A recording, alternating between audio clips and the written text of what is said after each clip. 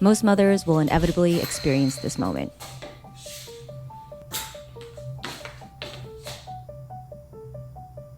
Two little lines on a test, a definitive marker in your life. You are going to be a parent. Now, the typical reaction that many think new mothers will feel is this. Yes.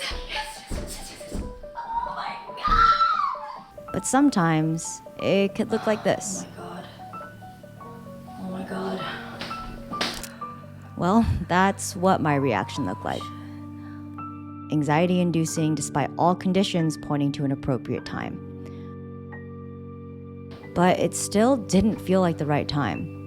And if I'm honest, I don't think there ever would have been the perfect time for me. It just kind of happened. And sometimes parenthood starts like that. So in this video, I want to break down the reality of becoming a parent.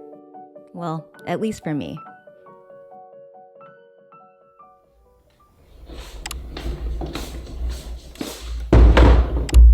Let's face it, we all have a very strange relationship with change. We all know we need to change, but only on our own terms and conditions. We're more than happy to change what kind of beverage we order or change an outfit, but when it's an unprecedented change that's completely out of our control, now that is when we resist the most.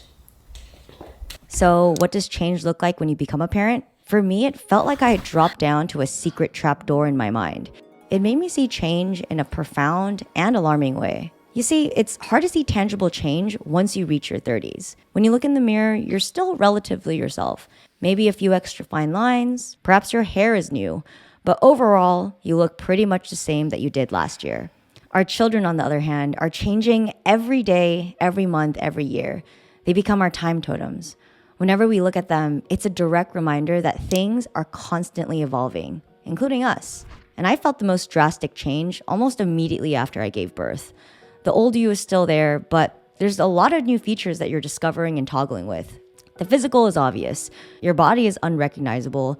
Your boobs are finally serving their biological purpose. And your mind is undergoing a tsunami of hormones. It's basically trying to process that there is a tiny little human that you are now responsible for.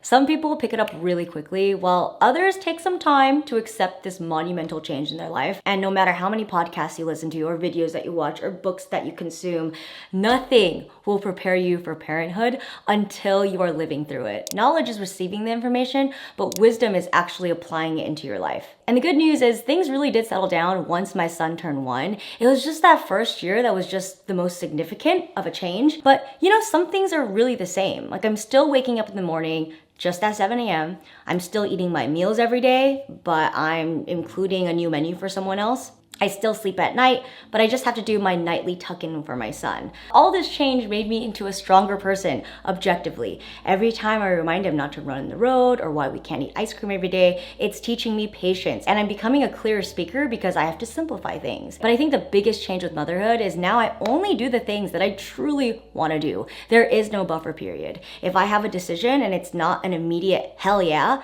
then it's a no. I have this clarity that wasn't there before. I hopped on the self-development wagon in my mid-20s. I was working on one big, long project. I wanted to be the best version I could be.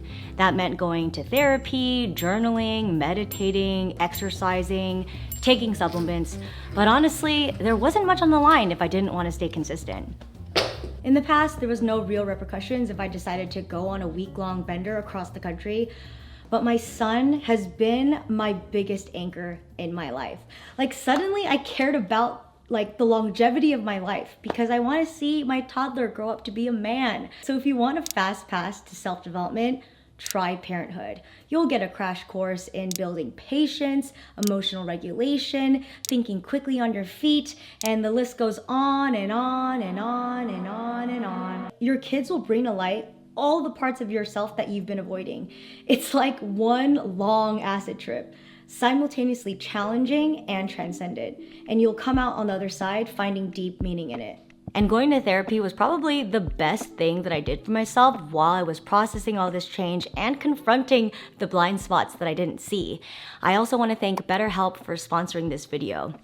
I have been going to therapy since 2017, and the sessions that I had during my pregnancy and all through my postpartum phase were invaluable. I also think that putting that pressure on myself to become society's ideal mother loomed over me. But once I dropped that and I just focused on developing a deep relationship with my son, that's when something just clicked in my brain. And BetterHelp would be a great fit for you if you too are undergoing a life-altering transition, or if you just want to explore the depths of your inner world. I think one of my favorite features about BetterHelp is that there's this journaling component where you can jot down your reflections about the session. And starting therapy is seamless with BetterHelp. You just fill out a questionnaire and you will match with a therapist in as little as a couple of days. And if the first therapist isn't the right fit, then you can easily switch until you find a therapist that you really connect with. I also want to note that I've been keeping an ear out on the brand and about online therapy in general, and I found this really interesting resource. So a licensed therapist from the channel Cinema Therapy has spoken about this topic, and I found it incredibly illuminating. So I want to link that down in the description box so you guys can read it too if you're interested. If you are wanting to take the plunge into therapy, try BetterHelp. Go to my link, betterhelp.com/Jen, for 10% off your first month. I'll also make things really simple by putting the link in the description box, so click it open. By the time you reach the end of your 20s and 30s, you would have completed the many firsts that happened in this life. Your first kiss, your first job, your first heartbreak. But eventually, all of those restaurants and bars I started to go to started to blur in one long sequence. At least it did for me. Like, places started to look identical. And I think it was because the world was losing some of its mystery and I was becoming desensitized by my surroundings. Once I had my son, that wasn't the case. Suddenly, everything became new to me because I was experiencing it with him for the first time. And there's something so damn magical about doing something new with someone you love. And to my son, everything is new. Like, he's only been on this planet for 3 years. So something as simple as a bubble becomes a miracle. With my son's fresh set of eyes and mind, it makes me take a second look and really see things with awe. Everything and anything is completely new. I remember the first time he had ice cream, his eyes got so wide and he had grins smeared all over his face. Like, that memory is permanently etched into my mind. And it makes me really excited to just like go to places that I've been to, but have him there with me for the first time. I love that I'm one of his largest influences in his life. We're reading the same books that I grew up reading, watching the same shows. I'm gonna take him to so many places. Suddenly, all the places that I've been to and the things that I've loved get a new lease of life. And that's something that I really did not expect to love so much about parenting. They really weren't kidding when they say it takes a village. Now, I know a lot of people see self-sufficiency as a badge of honor, but I think it's nothing but a freeway to burn out. It reminds me of the African proverb: if you want to go fast, go alone, but if you want to go far, go together. Yes, kids need their parents, and I feel really lucky that Lennon has both me and his dad to take care of him. But to expect that he's gonna get everything just out of 1 or 2 people just isn't realistic. At first, when I wasn't around him, I had this weird sense of guilt humming through me. And it's this strange phenomena called mom guilt. And it comes in all types of flavors. It comes when you're not spending enough time with your kids. It's when you feel like you're not getting enough work done around the house or in your career. It's when you're comparing yourself to other parents. It's like basically just feeling like you're not doing enough. And during this transition to motherhood, I have never been closer to both my parents. Like, I see them on a weekly basis, and this time together is just so freaking precious. Like, before I had kids, I would see them maybe like once a month. And like, intellectually, I understood the hardship and the sacrifice they experienced when they were raising me and my brother. But it wasn't until after Lennon where I really felt the sheer responsibility and the pressure they felt. Motherhood has taught me the art of leaning on the people that are closest to me. It not only brought me and my family closer, but my friends. I think the most obvious ones are the ones that have children. I think it's because like the first few months of raising a child, it feels like hazing. It's like we're a part of this members only club, a club of chosen optimism and endurance. So when we have our play dates, it's not only our children that are socializing and developing, but it's also a place for us to restore, vent, and connect, and also get some new ideas too. My friendships not only strengthened with my mom friends, but also my friends without kids. Like, I've made aunties and uncles of a lot of my friends, and for some of them, it was their first time really interacting with the child and seeing the sheer joy and magic in their face when they are seeing and connecting with this external part of you, it's just so surreal. I also want to do a huge shout out to all the nannies and caretakers out there. A lot of y'all are hidden in the background. I recognize that this is a sensitive topic because of the great privilege it is to have paid help, but I need to spotlight them because Lennon's nanny is our third parent. Like, we consider her part of the family. When we were deciding on who would be Lennon's nanny, the question that we asked was, would I want this person to be my parent? If the answer is yes, then it's a match.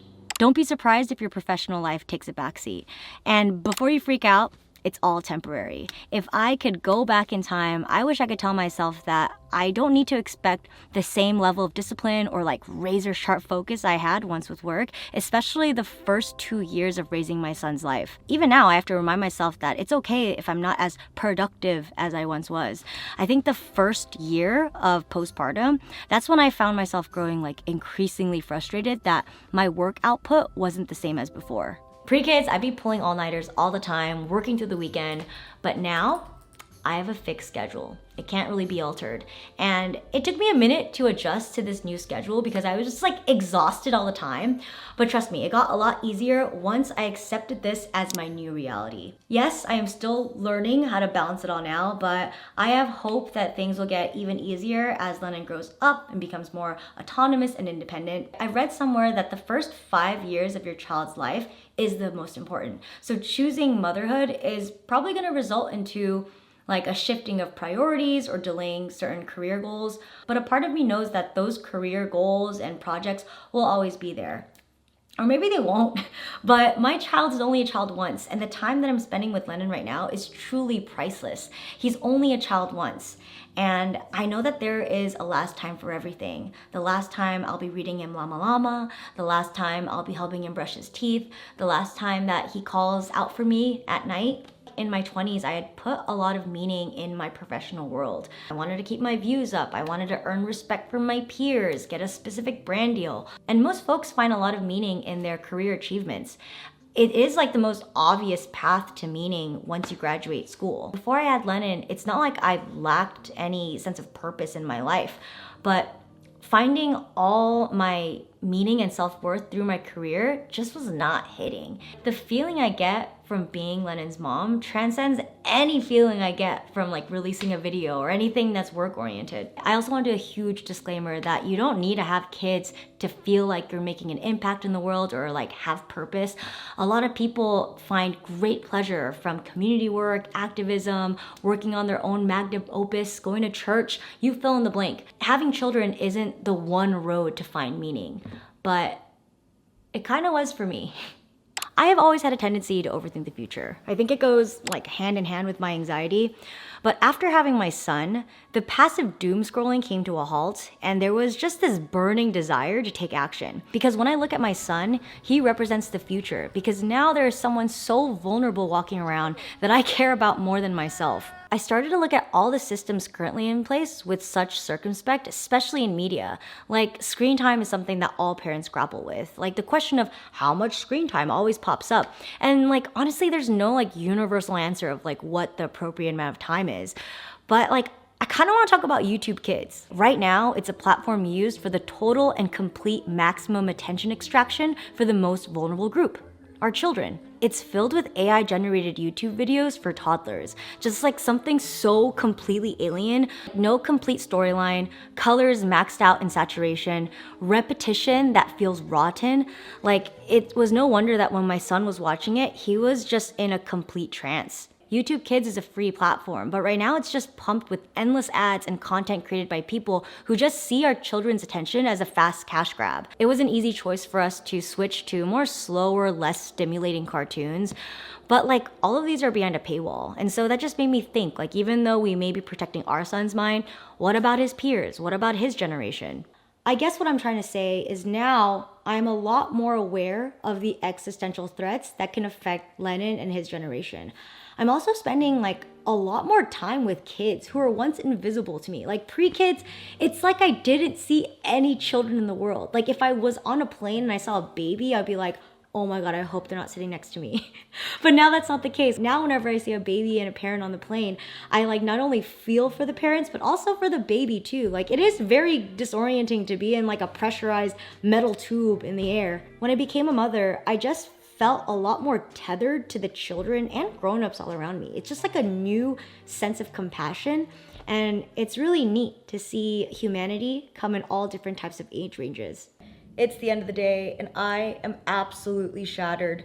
And if I'm honest, I feel like I've always enjoyed this feeling of complete depletion after a hard day's work. But now it feels even more justified to actually rest my head on the pillow and get a deep sleep because I'm working on probably my biggest gift to humanity. A level-headed, determined, loving, capable human being. I hope you guys enjoyed this video. Feel free to share any thoughts about your experience on parenthood and what that's been like for you. Anyway, I'm gonna call it a night so I can do this all over again tomorrow. Good night.